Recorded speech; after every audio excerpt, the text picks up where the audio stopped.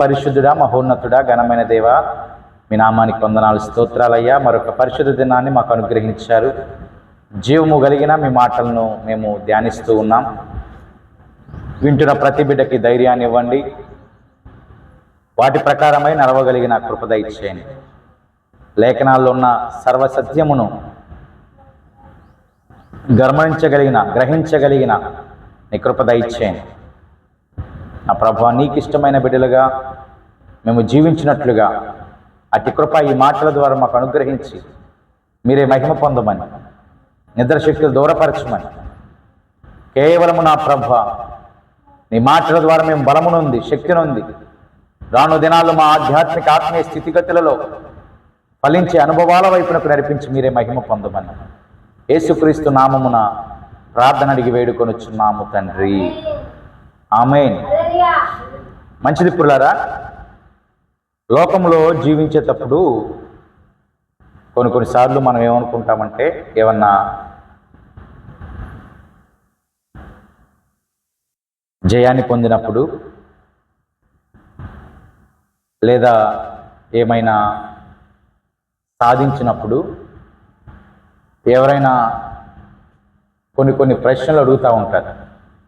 ఇలాగ మీరు సాధించడానికి మీ రోల్ మోడల్ ఎవరు అని అడుగుతారు. విజయాన్ని పొందిన సాధించిన బిడ్డలు ఏం చెప్తారంటే, ఫలానా వ్యక్తి స్ఫూర్తి వల్ల, ఫలానా మనుషుడి జీవితాన్ని చదవటం వల్ల, లేకపోతే ప్రేరేపించబడటం వల్లనో నేను ఈ రీతిగా విజయాన్ని సాధించానని కొన్ని మాటలు కొన్ని సందర్భాల్లో పలుకుతూ ఉంటారు.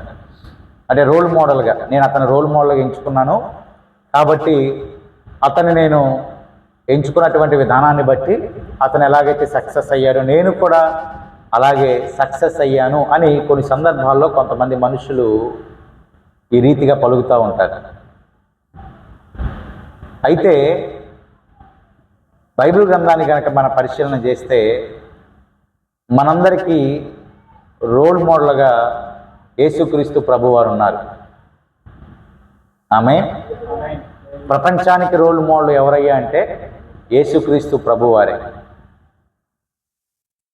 చూడండి, ఆ మాటలు కనుక మనము లేఖనాల నుంచి పరిశీలన చేయగలిగినట్లయితే, పురులరా, పేతురు గారు రాసినటువంటి మొదటి పత్రిక 2వ అధ్యాయము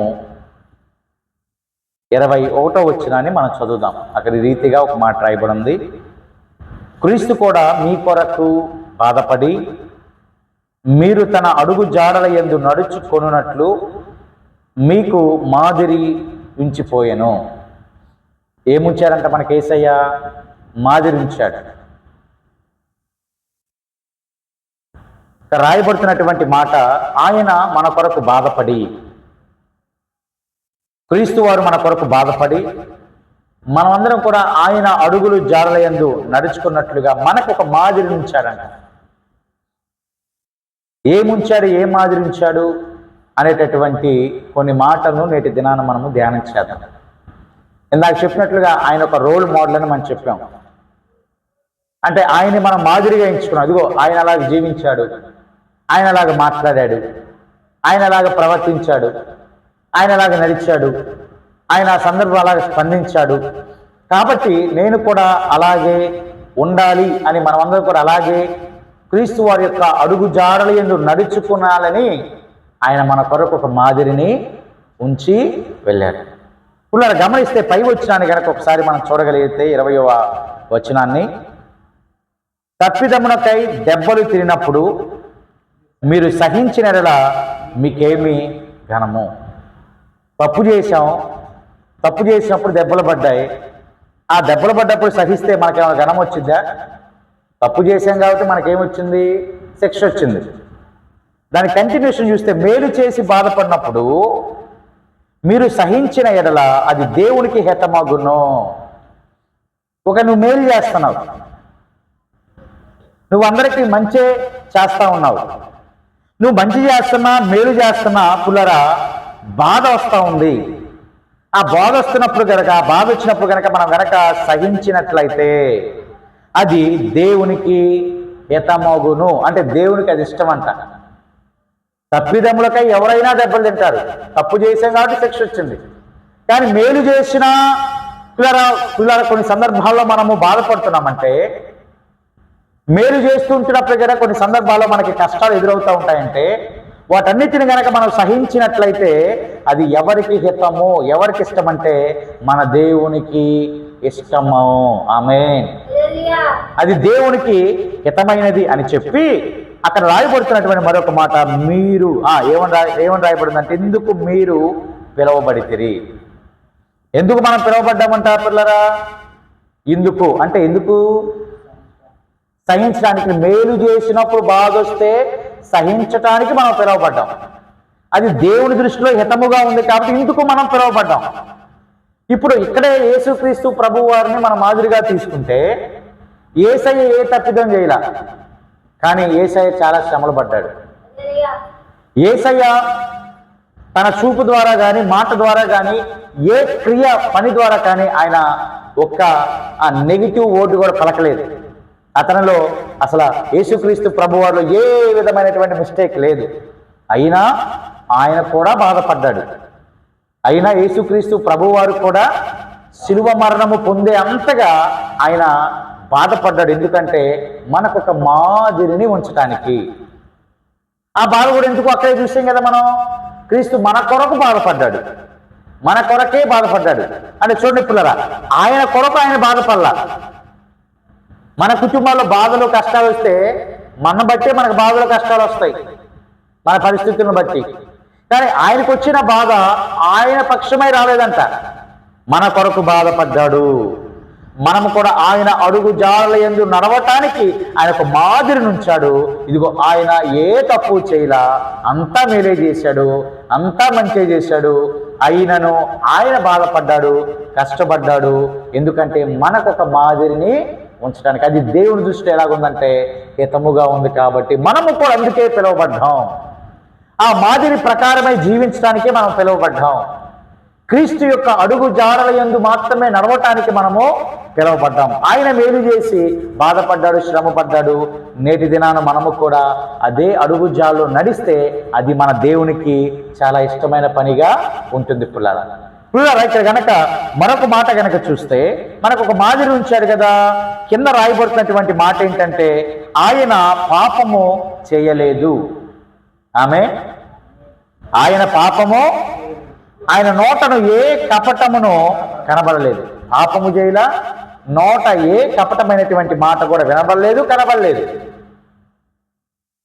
పాపము చేయలేదు, నోట ఏ విధమైనటువంటి మాట కానీ కపటమైనటువంటి మాట కూడా కనబడలేదు. ఆయన దూషింపబడియు బదులు దూషింపలేదు. ఆయన శ్రమ పెట్టబడి బెదిరింపక న్యాయముగా తీర్పు తీర్చు దేవునికి తను తాను అప్పగించుకొనెను. ఆమేన్. ఆయన దూషించబడ్డాడు, కానీ బదులు ఏమాత్రమైన దూషించాడా? ఇంకేమన్నాడు ఆయన? వీరేమి చేస్తున్నారు, వీరు ఎరువురు గనక వీరిని క్షమించమన్నాడు ఆయన. దేవునికి మహిమ కలుగును గాక. దూషించబడ్డాడు, హింసించబడ్డాడు, పునరా శ్రమ పట్టబడ్డాడు. అయినా ఆయన ఏమీ కూడా పట్టించుకోకుండా న్యాయముగా తీర్పు తీర్చు దేవునికే తనను తాను అప్పగించుకున్నాడు. అంటే మొత్తం విషయాన్ని ఎవరికి వదిలిపెట్టేశాడు? తండ్రి అయిన దేవునికి వదిలిపెట్టేశాడు.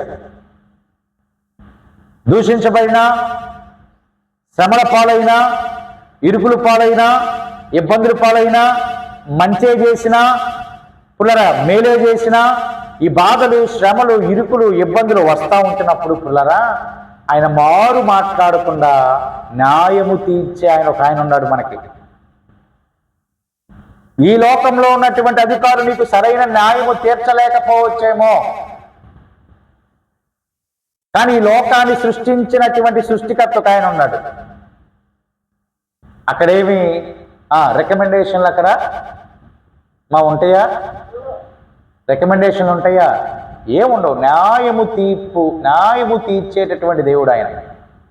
అన్యాయముగా ఏమాత్రం కూడా వ్యవహరించినటువంటి దేవుడు ఆయన. న్యాయముగా తీర్పు తీర్చే దేవునికి యేసయ్య తాను ఏం చేశాడంట?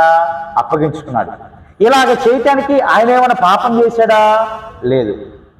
ఆయన నోట ఏమైనా కపటమైన మాట ఉందా? లేదు. మరి పోతే ఎవరైనా దూషించాడా? లేదు. శ్రమ వచ్చిందని ఆయనే ఇంకెవరైనా శ్రమ పెట్టాడా? ఏమీ లేదు కదా. అయినా ఎందుకోసం ఆయన భరించాడంటే మనకొక మాదిరిని ఉంచడానికంట. అంటే ఆయన ఎలాగ నడిచాడో అదే అడుగు జాడల యందు మనం నడవటానికి. ఆమె అనేక మంది మనం దూషించవచ్చు, మరి మనం బదులు దూషించాలా? మరి మాదిరి అదేనా? దూషిస్తే మాదిరి అయిద్దండి, అవదు కదా. మరి ఏసైనా రోల్ మోడల్ కాబట్టి నేను ఎలాగుండాలి? దూషిస్తున్నారు వాళ్ళు, న్యాయము తీర్చు, దేవుడు నాకు ఉన్నాడు, ఆయన చూసుకుంటారని మన లైఫ్ తీసుకొని మన పనిలో మన యొక్క ప్రార్థనలో మనం కొనసాగాలి. శ్రమ పెడుతున్నాడా? ఆయన తీర్పు తీరుస్తాడు. నేనేం పాపం చేయలేదు కదా, నా నోట ఏ కపటం లేదు కదా అని మనల్ని మనమే బలపరుచుకుంటూ ధైర్యపరుచుకుంటూ యేసయ్య మనకిచ్చినటువంటి మాదిరిని చూస్తూ దాని ప్రకారమై అడుగు జాడల యందు నడిస్తే నిశ్చయముగా దేవుడు మన పక్షమై గొప్ప న్యాయమును తీర్చబోతా ఉన్నాడు. కాబట్టి మనం చేయాల్సింది ఏంటంటే ఆయన ఒక మాదిరిని ఉంచాడు, ఆ మాదిరి ప్రకారమై మనము నడవాలి. ఎఫెసీ పత్రికలో పౌలు గారు ఒక మాట అంటాడు పుల్లరా, 5వ అధ్యాయము 1వ వచనాన్ని కనుక ఒకసారి చూస్తే, ఎఫెసీ పత్రికలో రాయబడుతున్నటువంటి మాట 5వ అధ్యాయము 1వ వచనాన్ని ఒకసారి మనము చదువుదాం. కావున మీరు ప్రియులైన పిల్లల వలె దేవుణ్ణి పోలి ఎలాగంట నడవాలి. ఎవరిని పోలి? దేవుణ్ణి పోలి నడవాలి. దేవుడికి ఏమైనా కక్ష ఉందా? దేవుడు ఏమైనా దూషిస్తున్నాడా? ఆయన ఏమైనా మన శ్రమ పడుతున్నాడా? లేదే. లేఖనం అంటా ఉంది, ప్రియులైన పిల్లల వలె దేవుని పోలి నడుచుకోవాలి మనం. ఆయనే కృపాసత్య సంపూర్ణుడుగా ఈ లోకంలోనికి వచ్చాడు. ఆమె ఆయన ఏ మాదిరి ఉంచాడో దాని ప్రకారమై మనం నడవాలంట. ఎలాగంటే పునరుచ్చుని 2వ వచనాన్ని కనుక చూస్తే, క్రీస్తు మిమ్మును ప్రేమించి పరిమళ వాసనగా ఉండుటకు మన కొరకు తను తాను దేవునికి అర్పణముగాను బలిగాను అప్పగించుకొనెను.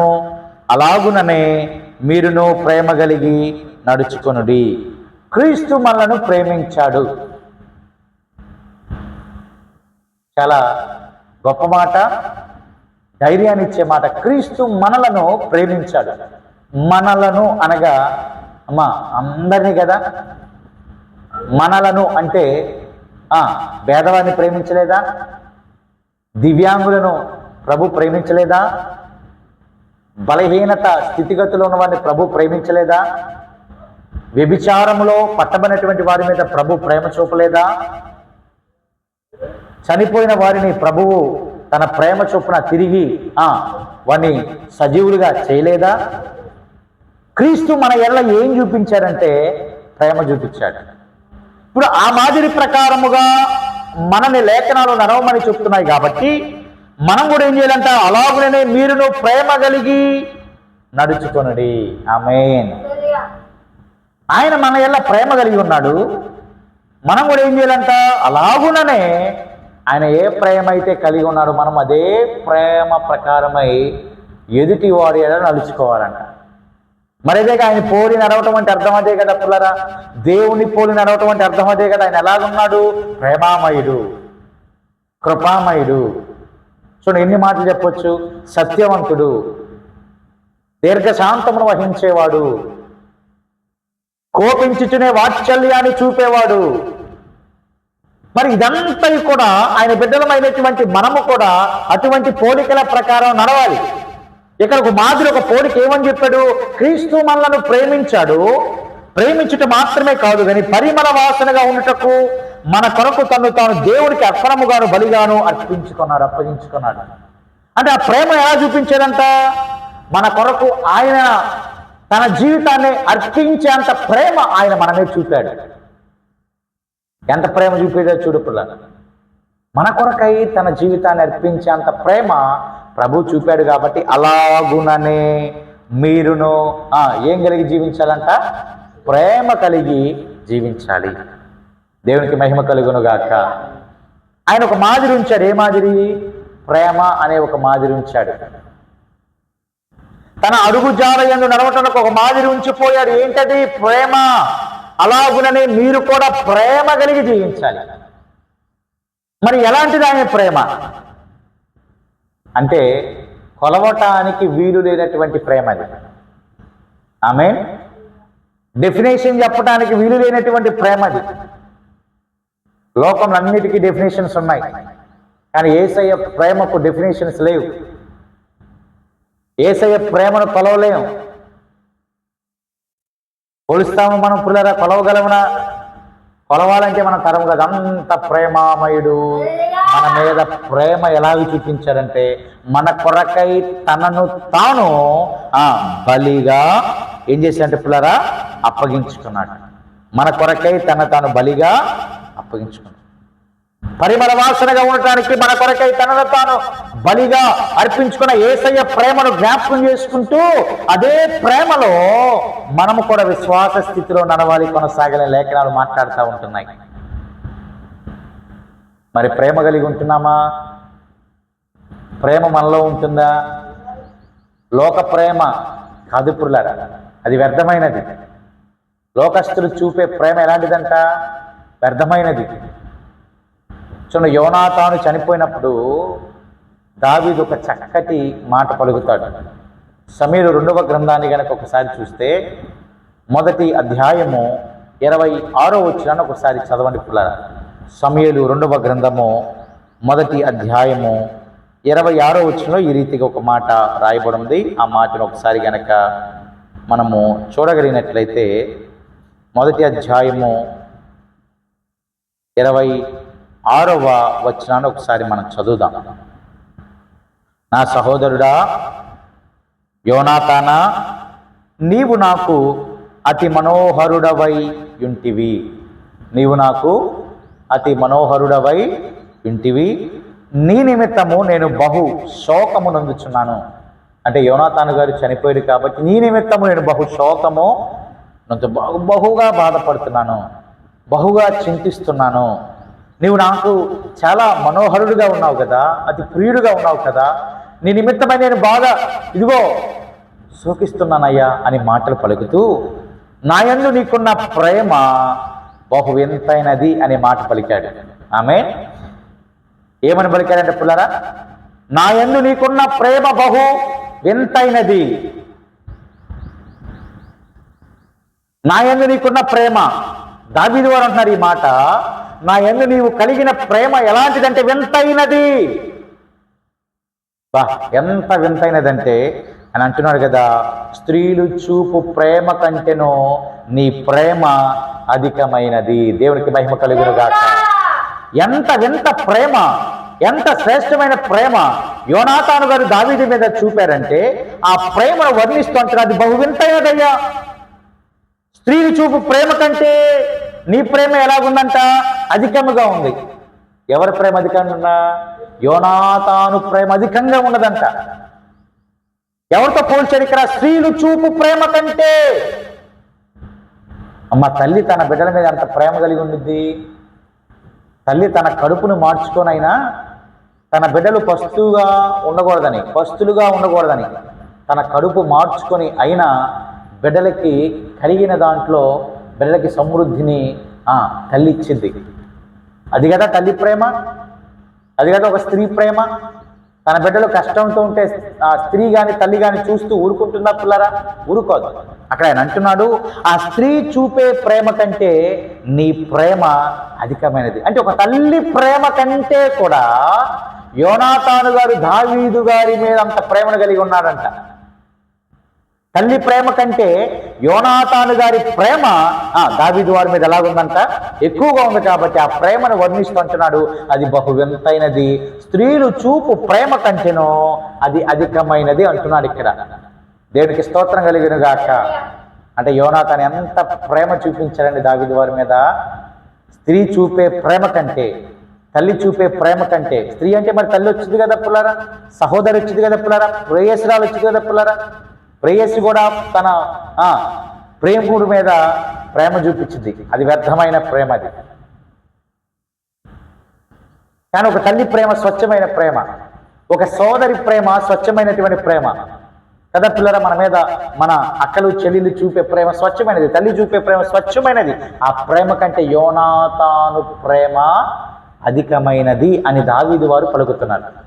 మరి యోనాతాను గారి ప్రేమే ఇంత వింతగా ఇంత అధికమైనదిగా ఉంటే అసలు ప్రేమామయుడు మనకున్నాడు కదా. ఆమె ఉన్నాడా పిల్లరా? ఎవరైనా నజరేయుడైన యేసయ్య. ఆమె ఆయన చూపే ప్రేమ ఎలాంటిదంట? మన కొరకై మరణించే అంత ప్రేమది. మన కొరకై ఆయన యొక్క యవ్వన జీవితాన్ని బలిగా అర్పించినటువంటి ఆ ప్రేమది. ఆయన మీ మీద ప్రేమ చూపించారని చెప్పి దాని కొనసాగింపున మీరు కూడా అలాగుననే ఆ ప్రేమ కలిగి జీవించుడి అని లేఖనం మాట్లాడుతుంది. అది ఒక మాదిరి ఉంచాడు యేసయ్య అక్కడ. ఒక మాదిరిని మనందరి కొరకై ఉంచాడు. కాబట్టి ఆ అడుగు జాళ్ళు ఇప్పుడు నడవాలంటే క్రీస్తు ప్రేమ ఎలాగైతే చూపాడో మనం కూడా ఎదుటి వారి మీద అంతే ప్రేమను చూపేవారిగా మన విశ్వాసంలో ఎదగాలి. అది మాదిరిగా నడవటం అంటే అర్థం. అది ఎంత ప్రేమ, అది ఎంతైన ప్రేమ, కొలవలేని ప్రేమ, భార్య చూపలేని ప్రేమ, బంధువులు చూపలేని ప్రేమ, తల్లి చూపలేని ప్రేమ, సోదరి చూపలేని ప్రేమ, రక్త సంబంధులు చూపలేని ప్రేమ ఒకరే ఒకరు చూపించారు. వారే నజరేయుడైనటువంటి యేసయ్య. మనందరి కొరకే బలిగా తన జీవితాన్ని అర్పించాడు. అలాగనే మీరు ఆ ప్రేమ కలిగి జీవించమని లేఖనాలు మాట్లాడుతూ ఉన్నాయి. ప్రేమ కలిగి జీవితం ఇరుగు పొరుగు వారి మీద, తోటి రక్త సంబంధుల మీద, స్నేహితుల మీద, బంధువుల మీద కొంతమంది కోపంగా ఉంటారు. ఏమంటే కోపం వస్తే ఏమైనా సాధిస్తాం మనం? ఆ కోపం వల్ల లేనిపోని అనారోగ్య సమస్యలు, పరిస్థితులు రావటమే తప్ప ఇంకేమైనా జరుగుతాయండి? ప్రేమ సంతోషముతో ప్రేమ కలిగి నా యేసయ్య చూపించడా ఈ మాదిరి. నువ్వు నన్ను దూషిస్తావా? పర్వాలేదు పో. నువ్వు నన్ను హింసిస్తావా? పర్వాలేదు పో. నేనేం అలా చేయను. నా యేసయ్య నాకు అలాగ నేర్పించలా. నాకు మాదిరి ఉంచాడు. ఆయన ఏమి బదులు దూషించలా, పాపము చేయలా, కర్తవ్య మాటలు చెప్పలా. ప్రేమతోనే జయించాడు. అదే ప్రేమతో నేను అందరి మనసులను జయిస్తాను, గెలుస్తాను అనే దృఢ నిశ్చయంతో మన విశ్వాస క్రమంలో ప్రతిదినం మనం ఎదగాలి. కాబట్టి మధ్యాహ్న కాల సమయంలో పుల్లరా ప్రభు మనతో మాట్లాడుతున్నటువంటి మాట ఇదిగో, అలాగుననే మీరు కూడా ప్రేమ కలిగి జీవించాలి అని. ఆయన ఏ ప్రేమతో జీవించాడో, ప్రజల మీద ఏ ప్రేమను పెట్టుకున్నాడో, ఏ ప్రేమ ప్రకారమే నడిచాడో, ఏ ప్రేమ కోసము తన జీవితాన్ని అర్పించాడో, ఏ ప్రేమ కోసం తన యవ్వన జీవితాన్ని పణముగా బలిగా మనందరి కొరకే ఇచ్చాడో, అతి ప్రేమను ప్రతిదినం జ్ఞాపకం చేసుకుంటూ మనం కూడా భక్తి జీవితంలో ఎదగాలి. ఏం పిల్లలకి ప్రేమ ఉందా మనకి? ఉందయ్యా, ఎందుకు లేదు? నా భర్త అంటే నాకు చాలా ప్రేమయ్యా, నా భార్య అంటే నాకు చాలా ప్రేమయ్యా, నా బిడ్డలంటే నాకు చాలా ప్రేమయ్యా, నా యొక్క బంధువులంటే నాకు చాలా ప్రేమయ్యా. వారి మీద ప్రేమ కలిగి ఉంటే ఏమాత్రం తప్పు కాదు. కానీ పుల్లరంతకంటే ముందుగా ప్రేమామైనటువంటి ఆ క్రీస్తు వారు చూపించినటువంటి ప్రేమను మనము పుల్లరా మన అవయవములో ఉంచుకొని ఆ ప్రేమ ప్రకారమే నడుస్తూ యేసయ్య ప్రేమను మన కుటుంబానికి పరిమితం చేయకుండా, బంధువులకు పరిమితం చేయకుండా సమస్తానికి మనం ఆయన ప్రేమను గనక పరిచయం చేయగలిగినట్లయితే, ఏంటి ఆయన ప్రేమ? అందరి కోసం బలిగా అర్పించబడిన ప్రేమ. అది నువ్వు పరిచయం చేయాలి. ఇది నా యేసయ్య ప్రేమ, నీ కోసం మరణించానా యేసయ్యని, ఆయన యొక్క ప్రేమ అనేక మందికి మనము పరిచయము చేయాలి. అలాగునే చేయాలని లేఖనాలు మాట్లాడుతూ ఉన్నాయి. అటువంటి ప్రేమ కలిగి మనం జీవిద్దాం. లోక ఆశలు, లోక ప్రేమలు అన్నీ ఏమైపోతాయి? వ్యర్థమైపోతాయి. యేసయ్య ప్రేమ శాశ్వతము. యేసయ్య ప్రేమ మాత్రమే శాశ్వతము. అది మాత్రమే శాశ్వతము, విలువైనది, ఎప్పటికీ ఎన్నటికి సంవత్సరం మారని ప్రేమ అది. అబ్బా, ఒక సంవత్సరం గడిస్తే కొత్తగా పెళ్ళైన దంపతులకి అదే ప్రేమ ఉండిద్దండి. కొంతమంది అనుకుంటా ఉంటారంట, కొత్తగా పెళ్ళైనప్పుడంట ఇద్దరు నడిచెళ్తా ఉన్నప్పుడు దంపతులు భార్యాభర్తలు ఇద్దరు నడిచి వెళ్తా ఉన్నప్పుడు భార్యకి ఏమైనా చిన్న దెబ్బలు తగినప్పుడు అమ్మమ్మ చూసుకోమ్మా చూసుకున్నాడు అని తన పాదములు చేతబట్టుకొని, ఎందుకంటే కొత్తగా పెళ్ళయింది కాబట్టి తన ప్రేమను అంతని కూడా చూపిస్తూ ఉంటాడు. కొత్తగా పెళ్ళయింది కాబట్టి అదే 3-4 సంవత్సరాలు గడవనియండి, అదే ఇద్దరు నడుస్తూ వెళ్తూ ఉన్నప్పుడు అదే దెబ్బ మళ్ళా జరిగినప్పుడు ఆ భర్త ఒకవేళ అనొచ్చాము, కళ్ళు ఎక్కడ పెట్టి నడుస్తున్నా, అందరూ అలాగంటారని నేను చెప్పట్లేదండి, అందరూ అలాగుంటారని నేను చెప్పట్లా.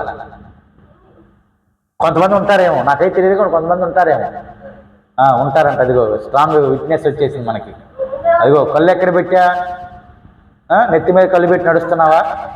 ముందేమన్నాడండి, వివాహం అయిన తొలి దినాల్లో ఏమన్నాడండి, ఎంత ప్రేమ చూపించాడు, ఏమని చూపించాడమ్మమ్మ, ఏమైందని పాదాన్ని తీసుకొని నేను దెబ్బ తగిలిందేమో చూసి గాయమైతే గాయాన్ని కడిగి కట్టేసి శుభ్రంగా చేయి బట్టి నడిపించిన ఆ మనుషుడు 3-4 సంవత్సరాల తర్వాత ఏమన్నాడంట, కళ్ళు ఎక్కడ పెట్టి నడుస్తున్నావు అంటున్నాడంట.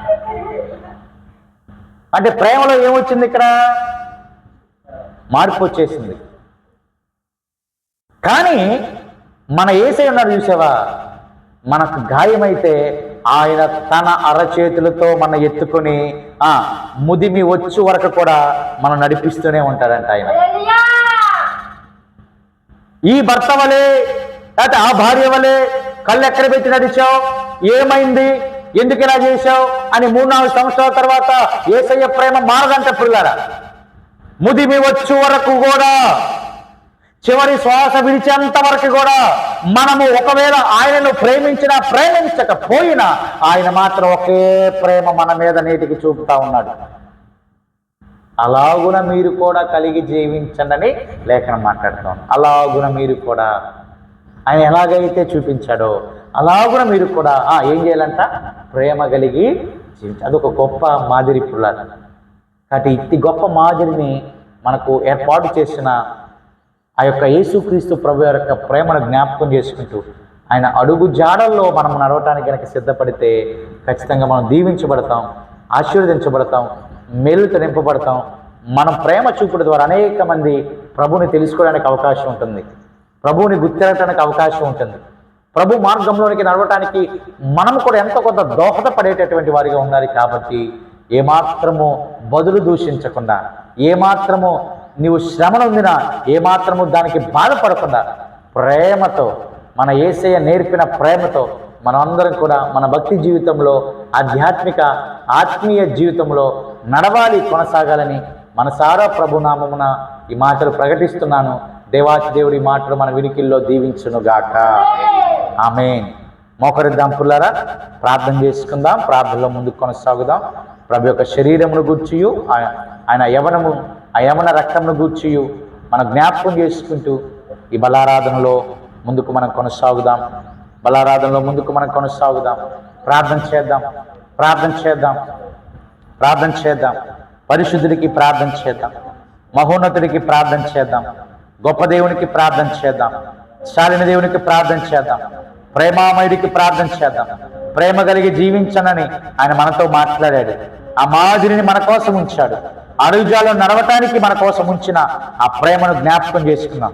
స్త్రీ చూపించే ప్రేమ కంటే అది అధికమైన ప్రేమ, వింతైన ప్రేమ, కొలవలేని ప్రేమ,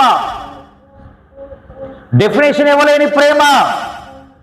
అటు ప్రేమామయుణ్ణి జ్ఞాపకం చేసుకుంటూ మన కొరకై బలిగా అర్పించబడినటువంటి ఆయన జీవితాన్ని జ్ఞాపకం చేసుకుంటూ ప్రార్థనలో ముందుకు కొనసాగుదాం. ప్రభు శరీరాన్ని యవన రక్తాన్ని మనము ప్రార్థనాపూర్వకంగా స్వీకరిద్దాం. సిద్ధము కలిగినటువంటి మనందరం కూడా ప్రార్థన ద్వారా ముందుకు కొనసాగుదాం. అయోగ్యముగా కాకుండా యోగ్యులుగా ప్రభు శరీరాన్ని యవన రక్తాన్ని భుజించని లేఖనాలు మాట్లాడుతూ ఉన్నాయి. ఇదిగో మనం ఆ రీతిగా యోగ్యులుగా ప్రభు శరీరాన్ని యవన రక్తాన్ని భుజించినట్లుగా స్వీకరించినట్లుగా సిద్ధపాటు లేని వారు అయ్యా నన్ను సిద్ధపరచండి, మరొక మారు ఇదిగో ఈ కార్యములని పాలు పంపులు పొందే కృప దయచేయండి, యోగులుగా మలచండి, లోపాలు తీసేయండి, శాపాలు తీసేయండి, పాపాలు దూరపరచమని ప్రభుని అడిగితే ప్రేమామయుడు నిన్ను క్షమించడానికి ఇష్టంగా ఉన్నాడు. ప్రేమామయుడు తన ప్రేమ నీ కొరకై ఇదిగో చూపడానికి ఇష్టంగా ఉన్నాడు. పుల్లారా, ఈ మాటలు వింటున్న వారు ఎవరైనా సరే ఇంకా రక్షణలోనికి రాలేదా, ఇంకా మారు మనసు పొందలేదా, యేసయ్యను సొంత రక్షణ అంగీకరించలేదా, బాప్తిస్మ అనుభవంలోనికి రాలేదా, పరిశుద్ధాత్మ ప్రభావంతో నింపబడలేదా, అయితే దేవుడు ఇప్పుడే గొప్ప సమయాన్ని మనకిస్తున్నాడు. నేడు అనే గొప్ప రక్షణ దినము మనకుండుగా దాన్ని ఏమాత్రం వాయిదా వేయకుండా ప్రభుని సొంత రక్షకుడిగా అంగీకరిద్దాం. వాయిదా వేయొద్దు ప్రియులారా, వాయిదా వేయొద్దు ప్రియులారా అని సొంత రక్షకుడిగా అంగీకరిద్దాం. ఇదిగో బలిగా అర్పించమని ఆయన ప్రేమను జ్ఞాపకం చేసుకుంటూ మన జీవితాన్ని అర్పిద్దాం, మారు మనసు పొందుదాం, ఆ క్రమంలోనికి నడుద్దాం. నడిచిన మనందరం కూడా ప్రార్థనాపూర్వకంగా ప్రభు శరీరాన్ని యవన రక్తాన్ని భుజిద్దామండి. ప్రార్థనలో ముందుకు కొనసాగుదాం, ప్రార్థనలో ముందుకు కొనసాగుదాం. ఎవరు కూడా మౌనంగా ఉండకుండా ప్రార్థనాపూర్వకంగా ముందుకు మనం కొనసాగుదాం. ఈ కార్యములో పాలు పంపులు మనము పొందుకుందాం. ప్రభు అయిన యేసు తాను